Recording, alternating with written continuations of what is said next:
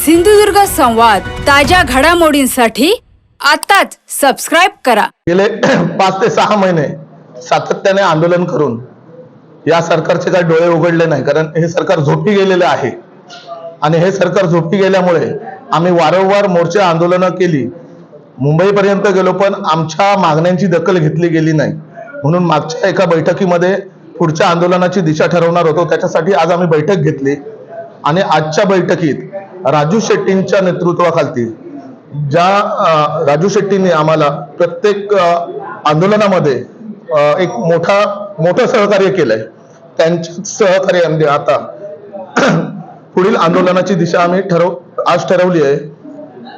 3 तारीखला जूनच्या मेळावा घ्यायचा ठरवलाय आणि जुलैच्या 3 तारीखला मेळावा घ्यायचा ठरवलेला आहे। आणि मेळावा घेतल्यानंतर एक आपल्या महाराष्ट्रात काही ठिकाणी अशी आंदोलनं झाली, त्याचपैकी एक आम्ही आंदोलन घेण्याचा विचार केलाय, जलसमाधी आंदोलन। कारण या झोपलेल्या सरकारला शेतकऱ्यांचे बळी गेल्याशिवाय, म्हणजे जीव गेल्याशिवाय यांना जाग येईल असं काय वाटत नाहीये। त्याच्यामुळे जर आम्ही 3 तारीखला आमच्या शेतकऱ्यांपैकी कोणाचे जीव गेलेत, तर कदाचित 10 पर्यंत जे चालणार आहे अधिवेशन, त्या अधिवेशनामध्ये निदान जे असतील मागे शेतकरी, त्या शेतकऱ्यांना कोकणातल्या नक्कीच न्याय मिळेल असं आम्हाला वाटतंय। त्याच्यामुळे येत्या 3 जुलैला जलसमाधी आंदोलन घेण्याचं नियोजित केलेलं आहे।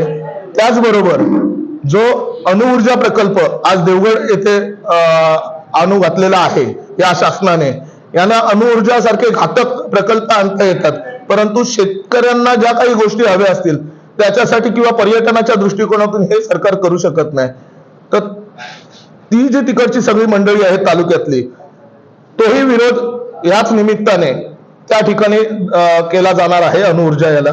आणि आंबा काजू बागायतदार संघटना पूर्णतः अणुऊर्जा प्रकल्पाला विरोध करत आहे। ज्या ज्या ठिकाणी आंदोलनं करायची वेळ येईल त्या ठिकाणी आंबा काजू बागायतदार संघटना रस्त्यावरती उतरून त्याच्यासाठी राजू शेट्टी साहेबांची गरज पडली तर राजू शेट्टी साहेबांना पण आम्ही घेऊन येऊ, पण अणुऊर्जा प्रकल्पाला पूर्णतः विरोध करू। 3 जुलैचं आमचा जलसमाधी आंदोलन हे आम्ही करणार आणि त्याच्यावरती ठाम आहोत। पोलिसांनी दंडुकेशाहीचा वापर जरी केला तरी आम्ही त्याला आता काही घाबरत नाही, कारण आता शेट्टी साहेबांच्या नेतृत्वाखाली ते बऱ्यापैकी आम्हाला आता ती सवय झाली आहे। अगोदर कोकणातला शेतकरी घाबरायचा, आंदोलनं कशी करायची, पण आता त्या गोष्टींची आम्हाला बऱ्यापैकी सवय झाली आहे। आणि 3 तारीखला आमचं आंदोलन निश्चित आहे, मेळावा आणि आंदोलन। फक्त ठिकाण मेळाव्याचं ते आम्ही लवकरच जाहीर करू। धन्यवाद।